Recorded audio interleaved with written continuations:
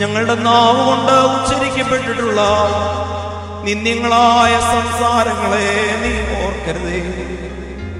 കണ്ടാലും ഈ നേരത്തിൽ നിന്റെ മുമ്പാകെ കൂടിയിരിക്കുന്ന നിന്റെ സഭയ്ക്ക് അനുഗ്രഹങ്ങളും കടങ്ങളുടെ പരിഹാരവും പാപങ്ങളുടെ മോചനവും നിന്നോട് ഞങ്ങൾ അപേക്ഷിക്കുന്നു. ഞങ്ങളുടെ പ്രാർത്ഥനകളും യാചനകളും നിഷ്പ്രയോജനങ്ങളായി തീർന്നു പോകരുതേ. നിന്റെ കരുണയുടെ ദാനത്തെ നീ വിരോധിക്കരുതേ. എന്തെന്നാൽ നീ ഉത്തമനും മനുഷ്യരെ സ്നേഹിക്കുന്നവരുമാകുന്നു. നിനക്കും നിന്റെ പിതാവിനും നിന്റെ വിശുദ്ധ റൂഹായിക്കും സ്തുതിയും ബഹുമാനവും യോഗ്യമായിരിക്കുന്നു.